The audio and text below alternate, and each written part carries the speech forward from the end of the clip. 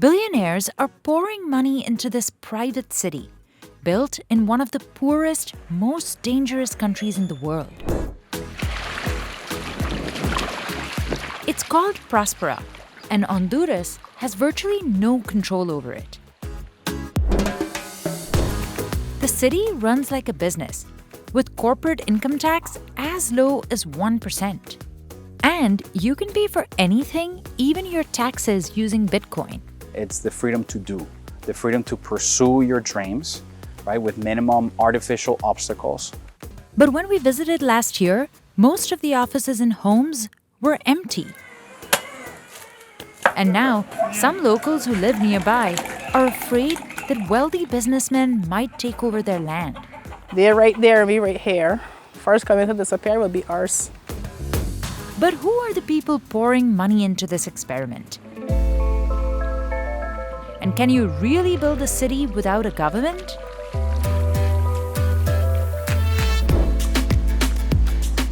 Just off the coast of Honduras is the island of Roatan, which attracts thousands of tourists and deep-sea divers every year. Tucked away in this tropical paradise is Próspera. There are no road signs leading us to it, but the luxury architecture stands out from everything else. Construction is non-stop. Behind me is Duna Residences, which is going to be the tallest building on Roatan. It's 14 stories high, and a studio apartment here is going to cost $80,000. The city is part of a special economic zone created by Honduras to attract foreign investment. Are you guys going to get an apartment here? Yeah? Yeah? Maybe? Thinking about it? Maybe. Yeah. But only about 5 people lived here last year. And that includes Jorge Colindres. I'm the mayor or governor of the zone. Here it's an island. There's only one road, so there's no traffic lights, and that's I really enjoy that. He was appointed by the Honduran government to lead a committee that regulates the zone. They collect taxes, run security, and approve any new laws here.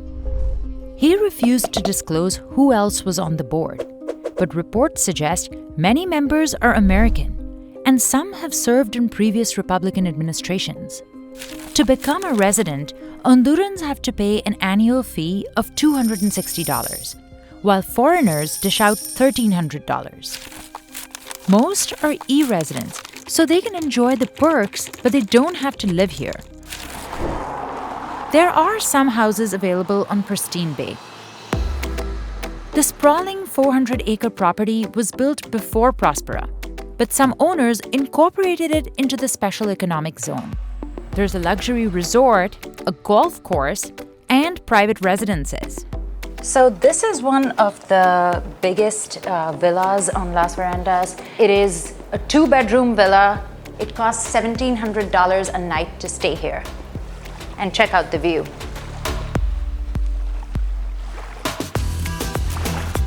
But the normal public services you'd expect in a city aren't exactly there. For safety, the city relies on a security guard service. There's one private Montessori and elementary school that charges $550 a month for tuition. Around 120 businesses had registered here as of January 2023. In Honduras, it will take you somewhere around 6 months or more to get the proper licenses to operate your business. In here, you can get your business to an operational stage in less than 2 weeks. The new companies include a gene therapy startup, a dive shop, and a Bitcoin education center, run by Dusan Matuska, who moved from Slovakia. So here is where we pay. Chai latte, okay, go confirm. You can choose to pay with Bitcoin Lightning, which is the fast way to send Bitcoin. So I click here, I scan the QR code, it shows me how much I need to pay. I click pay, and in a couple of seconds, this is paid and this is accepted. So this transaction happened immediately, privately, outside of the regular financial system. All right, thank you. My chai latte is ready. My first Bitcoin transaction ever. Nice. So basically, you can in Prospera live off Bitcoin totally. But also you can pay your taxes inside of Prospera with Bitcoin, and all the fees that are related to Prospera you can decide to pay in Bitcoin as well. And even though cryptocurrencies fluctuated wildly in 2023, Dusan is a believer. Money without the control of government, control of some institutions, money that is uncensorable, uncorruptible, that cannot be seized by somebody, you're the only owner of that. So this is what Bitcoin is. Critics say that unregulated transactions, low tax rates, and little to no government control could turn Prospera into a tax haven like the Cayman Islands, which is notorious for helping shell companies hide money. But perhaps the most controversial part about this city-state is the judicial system. Prospera has set up its own online court to settle disputes. It's populated with many legal experts from Europe, from Australia, New Zealand, Central America, and the US, of course. One of them is a former Supreme Court Justice of Arizona. Locals say this suggests that Prospera and its residents are above the law of the land. The operating company Honduras Prospera Inc. is not even based in Honduras. It's registered in Delaware. So far, it has raised $100 million in developing the city-state. The company refused to disclose a list of investors. But I met with Próspera CEO Eric Bremen, who told me the company vets everyone who wants to be here. Anybody who has a shady background is probably very dissuaded from opening a business in Prospera. Unlike, let's say, when you open a legal entity in the US, which you can do online, to open a legal entity in Próspera Sede, you have to disclose the human beings behind the entity. You have to have a physical representative within the jurisdiction, a registered agent. Eric moved to the island 3 years ago.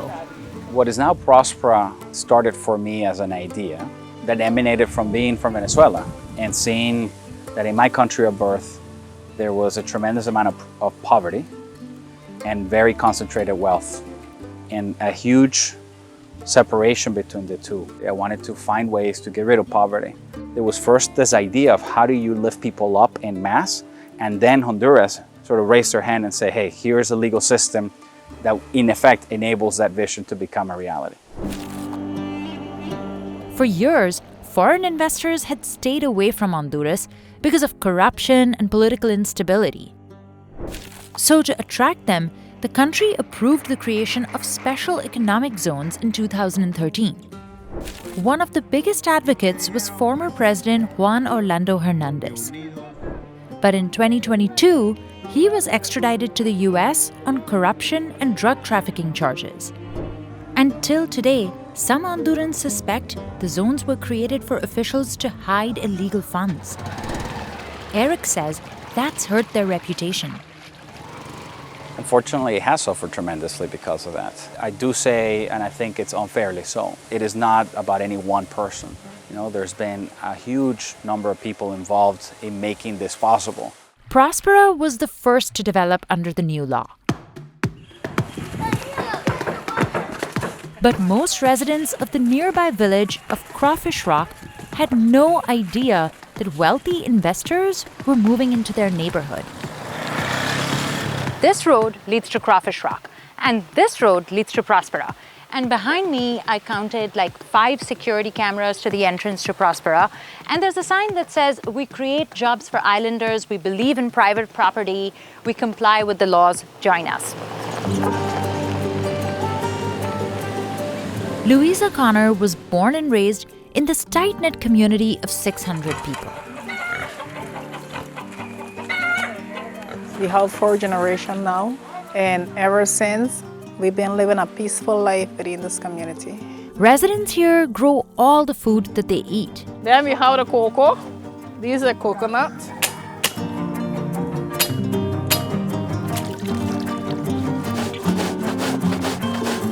And in the summer, they make coconut oil from scratch. It's a simple way of life that Louisa says is at risk. If you need me, I'm there. If I need you, you're here. So we want to maintain that life. That is one of the reasons we start and to get organized. She claims their actions have been hostile. No one could enter. They had guards at the road that we couldn't go in. Not even you guys, if you had come in that time back then, they would not let you in. They had bulldog at the entrance of the pave, stopping any journalist that visited Crawfish. She's especially afraid of a law that says Honduras has the right to take over land to expand the special economic zones. But the CEO of Prospera says they have no plans of doing so, and their own charter does not allow it. Prospera not only has no plans of engaging in any form of expropriation, it doesn't have the legal capacity to do so. But Luisa is not letting her guard down. No one could say anything. Maybe they don't do it now, or maybe not do it in the next 2 to 5 or 10 years, but whenever, it could still happen. Maybe in 50 years, 20 years, it can happen. Others in Crawfish Rock are excited about the new city.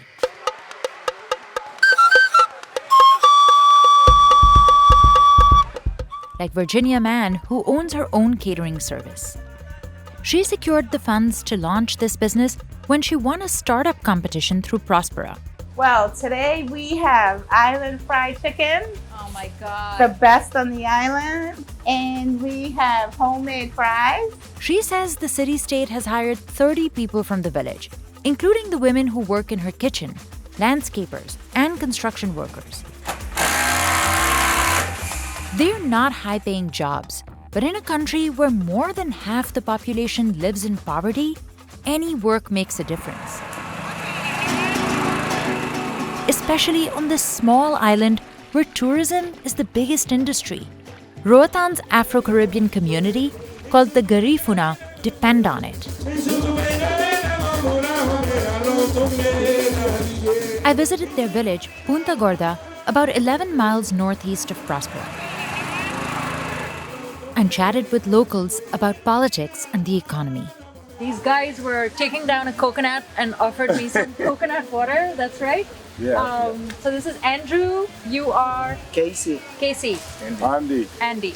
You've heard of Próspera? Prospera gonna create many jobs for we local People. And we need it. We need it because a lot of people now need job. Yeah. Me, my personal self, I need a job. I have no job. Yeah. I don't catch the fish, I don't find nothing to eat. In all, Prospera has promised to bring 10,000 jobs, 90% of which are reserved for Hondurans. But so far, only about 1,000 have been created. Now there's a new hurdle that could potentially stop Prospera in its tracks. In 2022, the country's new leftist president, Xiomara Castro, repealed the law that allows these zones. But existing ones cannot be shut down overnight because there is an international treaty protecting them for 50 years. And if it's not honored, Prospera is ready to fight back. It has sued the Honduran government for nearly $11 billion. That was roughly 2/3 of the country's national budget in 2022. So it's a lawsuit Honduras cannot afford to lose. Meanwhile, Prospera has plans to expand. They're building a new port in La Ceiba, a city on the mainland that's a 2-hour ferry ride away. Here, crime is significantly higher. Nearly every store in La Ceiba has armed security guards outside it, which is different from Roatan, which feels super safe. Some people we talked to knew nothing about these zones. ¿Usted ha escuchado acerca de las sedes, con Z, sedes en Roatan? No. Others have seen the bad press. Es que son como, traen como empresas privadas de afuera del país y las ponen aquí, pero no contratan empleados hondureños ni cosas así. Eso es lo que he escuchado más o menos. Ellos quieren instalar juzgados propios de ellos, quieren instalar su propio ejército, su propio sistema de impuestos, sus propias municipalidades. Eso es estúpido dentro de nuestro territorio. So I'm not against it. I'm in favor, but I believe that the population should be more involved on what's going to happen. So if you go and socialize with the people and let them know what is going to be the expectation, maybe they will change the point of view. But the verdict's still out on whether Prospera will be a zone of exclusion or opportunity.